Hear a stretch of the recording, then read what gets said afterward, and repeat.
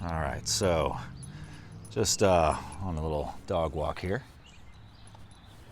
and had some thoughts that I wanted to get out, and a couple things were sort of crystallizing as well. So I figured just go ahead and we'll start the dog walking series and have a little better quality audio this time as well. Boy, it's getting nice out. The sun is just beaming. So anyways, one of the things I've been doing here is paying close attention and being on the lookout for glitches in the simulation. And so what I mean by a glitch is something could be very simple, but something's out of place. Something is not, like for instance, my walk earlier, I noticed a pigeon walking across the street in front of me.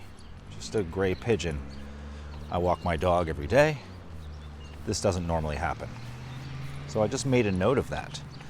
Now, if I wasn't alert to looking for potential glitches, I wouldn't have probably noticed anything at all out of the ordinary.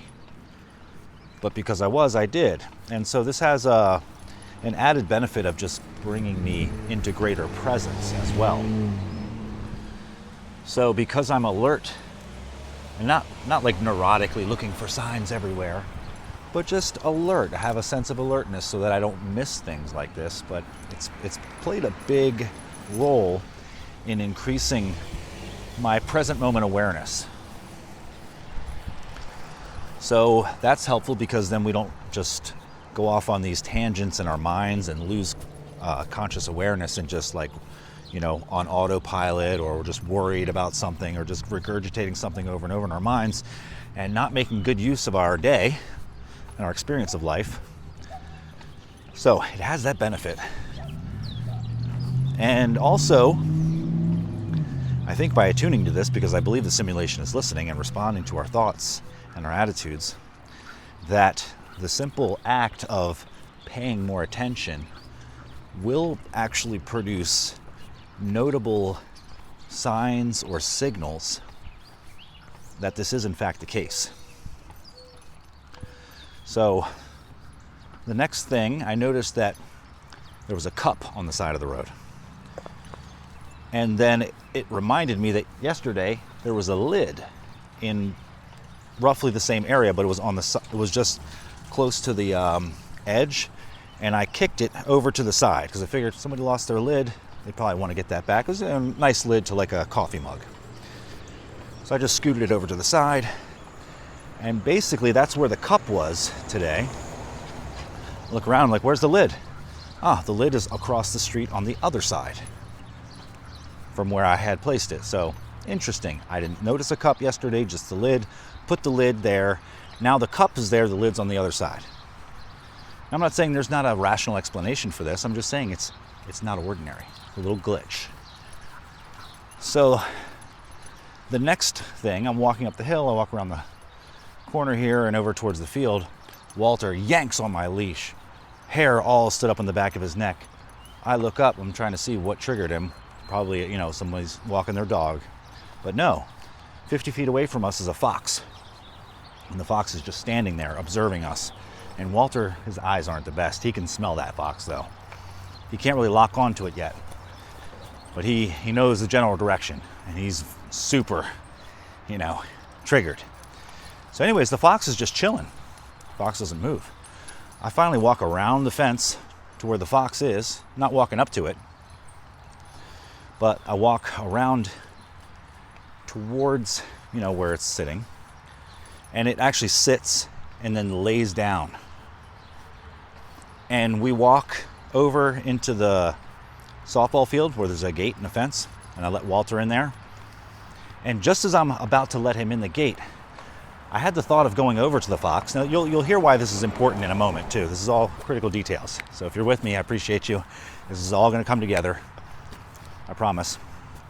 So I'm thinking, should I go over to the fox? I just had the thought. It's not like I really thought it, but the thought occurred to me.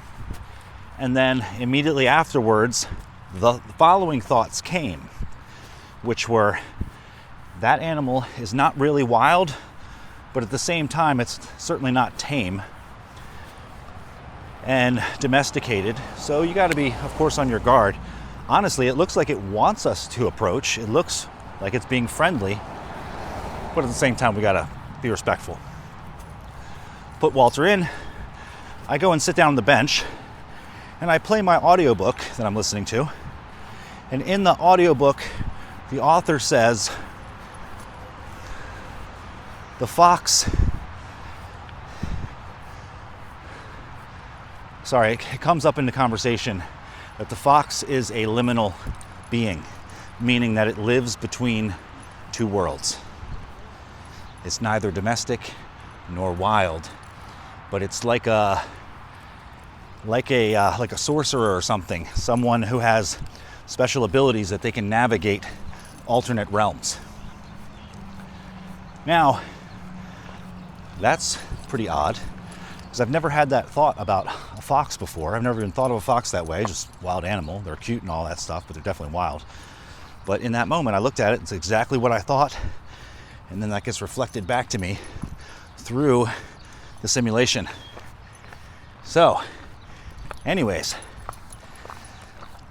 I have a lot more theories about this to explore, but that was the main thing I wanted to kind of get out, is living in this way pulls us into more profound sense of conscious awareness. So we're not missing things. We're not getting lost in thought so much. So that means we're able to stay on target for what we're intending to do, create, to be, to live with our lives. So it has many benefits. But also, if in fact the simulation is listening and it does respond, then we will definitely start to see glitches.